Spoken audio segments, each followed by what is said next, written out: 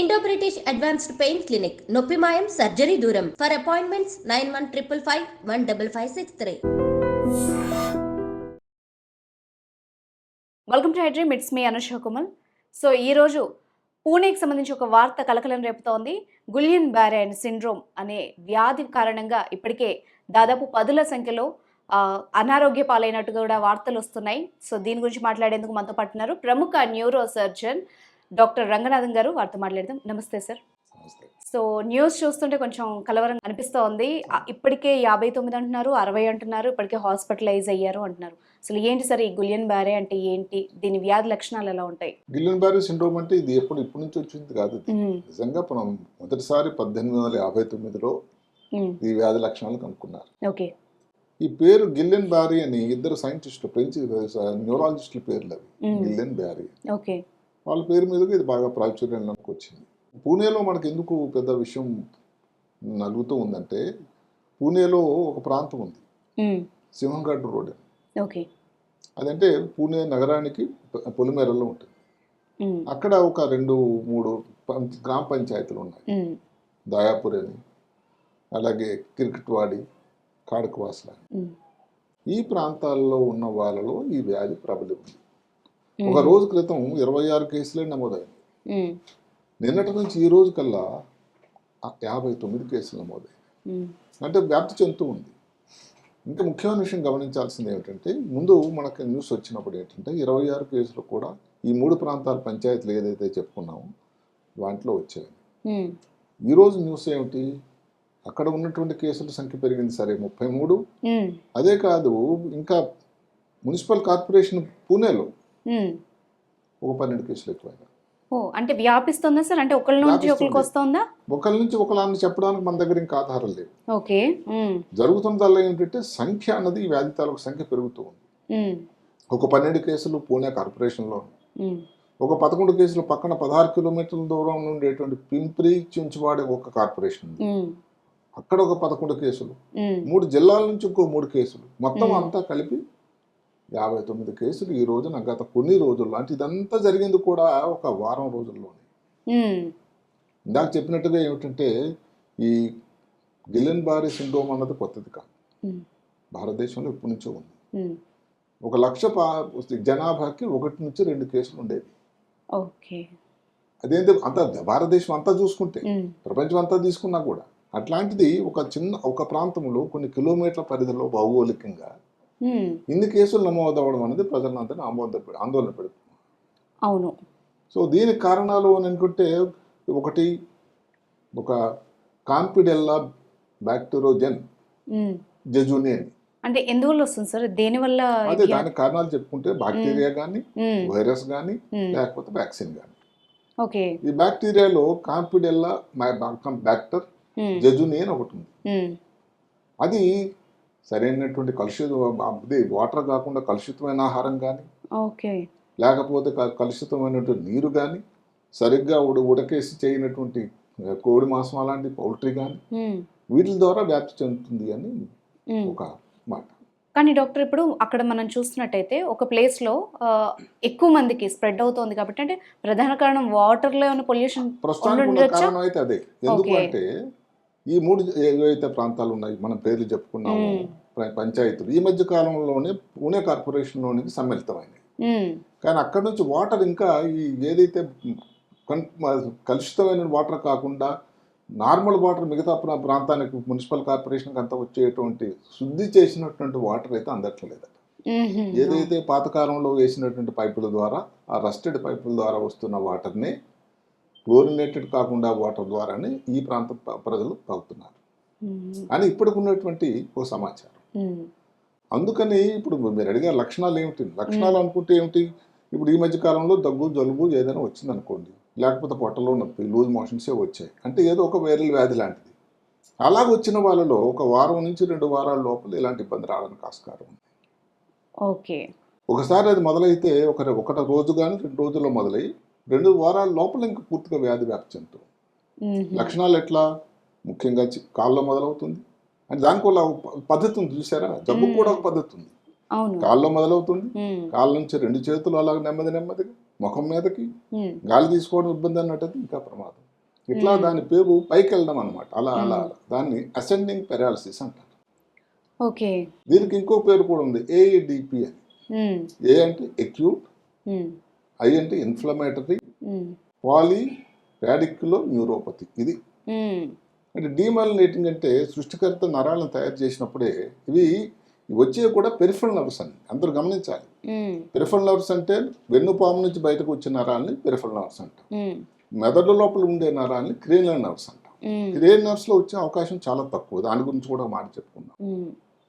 ఈ peripheral nerves మీద సృష్టికర్త తయారు చేసినప్పుడే మన వైరు పైన ఒక ఇన్సులేషన్ చూడండి, ఒక టేపు, అలాంటి టేపే ఈ మైలిన్, ఒక కవచం, ఒక పొర. ఈ వ్యాధిలో అది ప్రమాదంలో పడుతుంది. దాని వలన ఈ వచ్చేటువంటి ఇబ్బందులే నరాల్లో ఒకటటువంటి చచ్చిపడిపోవడం, కండరాలు వీక్ అయిపోవడం, నడవలేని పరిస్థితి, ఆయాసం పడడం, ఇవన్నీ జరుగుతుంది. ఒకవేళ వ్యాధి తీవ్రత ఎక్కువైతే దీన్ని ఏమన్నా నెగ్లెక్ట్ చేస్తే ఎలాంటి పరిణామాలు ఉండొచ్చు? చాలా ప్రమాదం. అదే కాదు, ఇప్పుడు ఒకసారి కానీ ఇందులో వ్యాధులు కూడా ఒక విషయం ఉంది. 2 వారాల తర్వాత కానీ ఎంత ప్రమాద స్థితికి వెళ్తుందో ఆ తర్వాత పెరగపోవడానికి ఆస్కారం ఒకటి ఉందట. దాని తర్వాత ఆగిపోతుంది, నిరోధించబడుతుంది. అలా కాకుండా ఈ మధ్యకాలంలో కానీ వచ్చినట్టయితే మనం చెప్పుకున్న గాలి తీసుకునే ఇబ్బంది అయిందనుకోండి, ఎంత ప్రమాదం. కొంతమందికి ఈ కంటిలో నర తాలూకా కదలిక కూడా తేడా ఉంటుంది, మింగడంలో తేడా ఉంటుంది. కొంతమంది ముఖంలో కావాళ్ళకి మూతి వంకరైపోతుంది. అంటే ఇందాక చెప్పినట్టు క్రేనియల్ నర్వ్స్ అన్న ఇన్వాల్వ్ తక్కువైనా కానీ కొంతమందిలో ఉంటుంది. ఇలాంటి ఇబ్బంది వస్తే మరీ ప్రమాదం. ముందుగానే లక్షణాల ద్వారా ఏదైనా గుర్తించే అవకాశం ఉందా? ఎందుకంటే మన వాళ్ళకి కూడా కొంచెం కొత్తగా ఉంది ఇది. అసలు అంటే ఇది మనం విన్నాం కొత్తగాని, మేము చదువుకున్నప్పటి నుంచి కాదు, అంతకు 1916 అంటే ఏంటండి, ఎప్పటి నుంచి ఉంది ఇది. ప్రాబ్లం వల్ల ఏంటంటే ఎక్కడో ఇప్పుడు మామూలుగా పెద్ద ఆసుపత్రులు, ఒక కార్పొరేట్ వ్యవస్థలోనూ, గవర్నమెంట్ హాస్పిటల్ 1-2 కేసులు రావడం, దాని గురించి చదువుకునే మెడికల్ స్టూడెంట్స్ పిల్లలు వినడం, అక్కడితో అయిపోయింది. మళ్ళీ ఎప్పుడో కొత్త కేసు వచ్చినంత వరకు. ఇష్యూ వల్ల ఏమిటంటే ఈ రోజు ఎందుకంటే ఇలాగ అవుట్ బ్రేక్ ఒక లిమిటెడ్ ఏరియాలో రావడం అనేది మొదటిసారి. అందుకని అందరూ భయపడుతున్నారు. 1 కేసు 2 కేసు 1,00,000 మంది జనాభా ఉండాల్సిన పరిస్థితిలో ఒకే చిన్న ఏరియాలోనే 59 కేసులు అంటే చాలా పెద్ద నెంబర్. అది ఇంకోటి భయపడాల్సిన, నిన్నటి వరకు నేను కూడా ఏమనుకున్నానంటే పోనీ ఆ శుద్ధి లేనటువంటి వాటర్ రావడం వల్ల వచ్చింది అనుకుంటవచ్చు. ఇప్పుడు మీరు అడిగినట్టుగా 16 కిలోమీటర్ల దూరం ఉన్నటువంటి పింప్రి చించువాడు కార్పొరేషన్లకు ఎందుకు వచ్చాయి కేసులు? 12 వచ్చాయి. 3 వేరే వేరే జిల్లాల నుంచి ఎందుకు వచ్చాయి అంటే ఏమిటి? దీనికోసం ఇంకా పరిశోధన చేయాల్సినటువంటి, ఇది రెండో మనకి సమాచారం అంది 2వ రోజు. దానికి ఆల్రెడీ ఏం చేశారంటే ప్రభుత్వం వారు చాలా మంచి చర్యలు కట్టుదిట్టం తీసుకున్నారు. ICMR అని ఉంటుంది, ఇండియన్ కౌన్సిల్ మెడికల్ రీసెర్చ్. భారతదేశంలో ఒక ముఖ్యమైనటువంటి వైద్య పరిశోధనా సంస్థ. అలాగే పూణేలోనే national institute of virology. Covid టైంలో ఈ పేరు చాలా రోజులు మారుమోగింది. అక్కడికి ఈ పేషెంట్లు, అఫెక్టెడ్ పేషెంట్ అందరి తాలూకా మూత్రం, మలము, సెలైవా, లాలాజలం, బ్లడ్, స్వెట్, లేకపోతే అక్కడ థ్రోట్ స్వాబ్, ఇలాంటివన్నీ కూడా పరీక్షలకు పంపించారు. అంటే ఈ వాటర్దేనా ఇంకేదైనా వైరస్ అని. ఇప్పుడు ఇందాక వైరస్ గురించి మనం ఒకటి బ్యాక్టీరియా అయితే మనం చెప్పాం, కాంపిడెల్లా బ్యాక్టర్ అని. వైరస్ ఉన్నాయి, జికా వైరస్ అని, ఎప్స్టైన్ బార్ వైరస్ అని, సైటోమెగాలో వైరస్ అని. వీటి వల్ల కూడా రావచ్చు. వ్యాక్సిన్ అని అంటే ఎవరిని భయపెట్టే ప్రయత్నం కాకపోయినా ఇప్పుడు ఇన్ఫ్లుయెంజా జ్వరం కోసం వాడే వ్యాక్సిన్లు కానీ, లేకపోతే టెటనస్ వ్యాక్సిన్ కానీ, వీటి వల్ల కూడా కొంత శాతం రావచ్చు. అయితే అందరూ గమనించాల్సింది ఏంటంటే వ్యాక్సిన్ గురించి మీరు భయపడిపోవాల్సిన అవసరం లేదు. వ్యాక్సిన్ వల్ల వచ్చేటువంటి ఉపయోగం, దానితో చూస్తూ వచ్చేటువంటి ఇబ్బందులు, ఏదైతే గిలెన్-బారే సిండ్రోమ్ రాసులు వేస్తే చాలా చాలా తక్కువ అండి. కాబట్టి దాని గురించి మీరు భయపడిపోవాల్సిన అవసరం లేదు.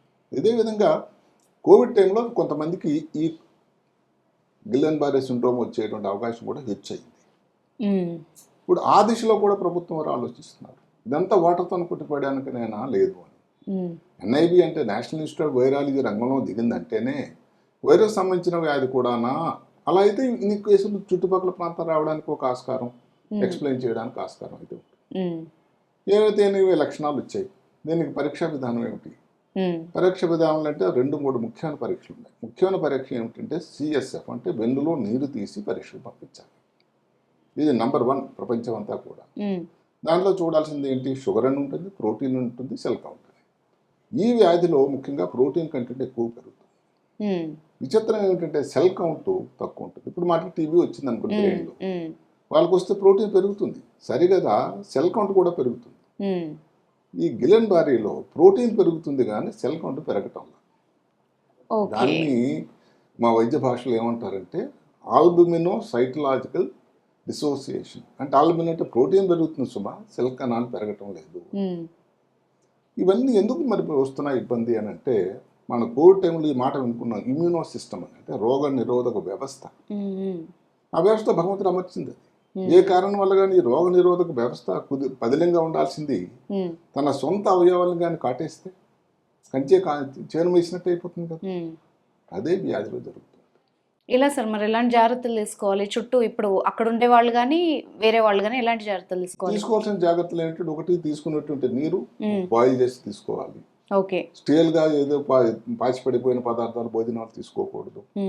అదే కాకుండా ఏదో కవర్ చేసి లేకుండా భోజనాలు తీసుకోకూడదు. నాన్ వెజిటేరియన్ కూడా తినేటువంటి అలవాటు ఉండేటట్టు సంతోషమే. వాటికి పూర్తిగా ఉడకకుండా ఉండేటువంటి కోడి, పౌల్ట్రీ లాంటివి తీసుకోకూడదు. ఇలాంటి చిన్న జాగ్రత్తలు చూడాలి. అదే కాకుండా ఈ పరీక్షలు ఏదైతే NIV నుంచి రావాల్సింది మనం వెయిట్ చూస్తున్నాం కాబట్టి అది వచ్చినంత వరకు దానిలో కొంత నికరంగా మనకి ఇది ఈ కారణాలు, ఈ వ్యాధి అందుకని వ్యాప్తి చెందుతుంది. ఇప్పుడు అక్కడతో ఆగుతుందా, మహారాష్ట్రతో ఆగుతుందా అని క్వశ్చన్లు ఉన్నాయి. ఎందుకంటే ఒకే పూణే నగర పరిధిలో కానీ ఉండిపోయినట్టయితే మనం అక్కడికి సంబంధించింది అనుకోవచ్చు. మరి అలాగే ఇటు ప్రాంతాలకు ఇందాక చెప్పినట్టుగా ఎన్నిసార్లు ఇది అవుతుంది. కాబట్టి ఈ టెస్ట్లు అయితే అవసరం. ఒకటి వెనలో నీరు తీయటం, రెండోది నెరో కండక్షన్ స్టడీస్, ఎందుకంటే నరాలకు సంబంధించినటువంటి వ్యాధి కాబట్టి వాటి స్థితిగతులు చూసేటువంటి పరీక్ష.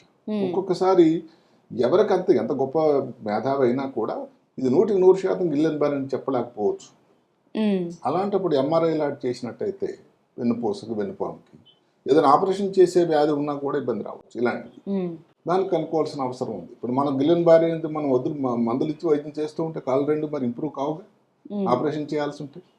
ఇంకొక ముఖ్య విషయం అందరూ గమనించాల్సింది ఏంటంటే, ఇది ఏ వయసు వారిలో కూడా రావచ్చు. చిన్నపిల్లలు, మధ్యస్థులు, పెద్ద వయసు అందరిలో. ఇంకా బాధాకరం. చిన్నపిల్లలు ఇంక ఇబ్బంది ఏమిటి, తల్లిదండ్రులు కానీ డాక్టర్లు కానీ ఇదేదో కాలు నొప్పులు అంటున్నాడు పిల్లాడు అనుకుని దాన్ని నెగ్లెక్ట్ చేయడానికి ఒక అవకాశం ఉంది. వాళ్ళని కూడా ఈ సీజన్లో ఈ ప్రాంతంలో వస్తున్న వాళ్ళలో అలాంటి నొప్పులు కూడా ఏమన్నా గిల్లెన్ బారీ కాదు కదా అని ఒక ఆలోచన పెట్టి ఒక న్యూరాలజిస్ట్, న్యూరోసర్జన్ కన్సల్ట్ చేయాల్సిన అవసరం కూడా ఉంది.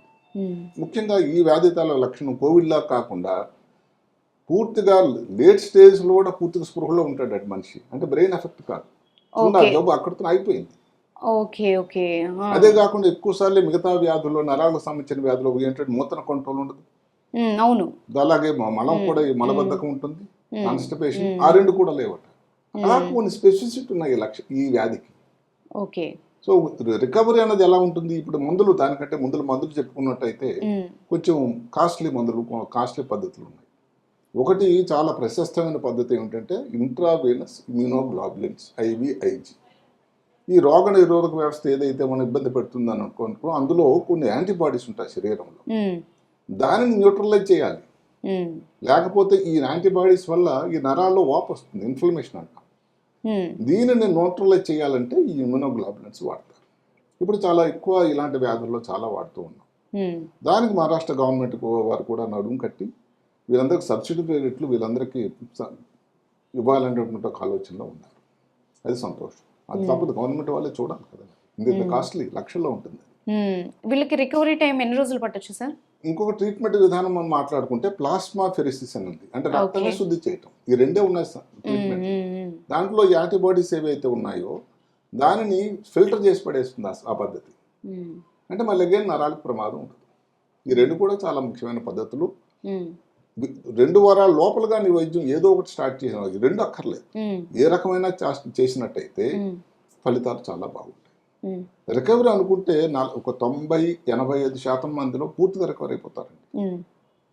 ఒక 15 మంది మాత్రం పూర్తిగా రికవరీ కాదు. ఒక కాలు వీక్ ఉండిపోవడం, మూతి వంకర ఉండిపోవడం, చేయి కష్టం ఉండడం ఉండిపోతుంది. అంటే ఎప్పటికీ ఉండిపోతుందా సార్? అంటే అది ఎంత రికవరీని బట్టి వాళ్ళు ఎంత బాగా ఫిజియోథెరపీ చేశారు, ఎంత లేట్గా వైద్యం స్టార్ట్ అయింది. మొత్తం మీద గణాంకాల ప్రకారం మాత్రం ఒక 15 మందిలో రెసిడ్యువల్ డెఫిసిట్ అంటారు, ఏదో కొంచెం గొప్ప ఉండిపోతుందట. ప్రపంచమంతరకు ఉండేటువంటి గణాంకాల ప్రకారం మరణాల సంఖ్య 7.5%. సో ఈ ప్రమాదం వ్యాధి లేకపోలేదు అంటే వ్యాధి వలన కాకుండా వీటికి ఉదాహరణకి ఇవి గాలి తీసుకోవడం ఇబ్బంది అయింది, వెంటిలేటర్ పెట్టారు, ఛాతీలో ఇన్ఫెక్షన్ వస్తుంది, న్యూమోనియా వస్తుంది, బెడ్ సోర్ వస్తుంది, యూరిన్లో ఇన్ఫెక్షన్ వస్తుంది. ఇలాంటి వాటి వల్ల కూడా ప్రమాదం, సెకండరీ కాంప్లికేషన్ వల్ల కూడా ఇబ్బంది రావడానికి ఆస్కారం ఉంది. ప్రమాదాల పరిస్థితి కూడా 7.5%.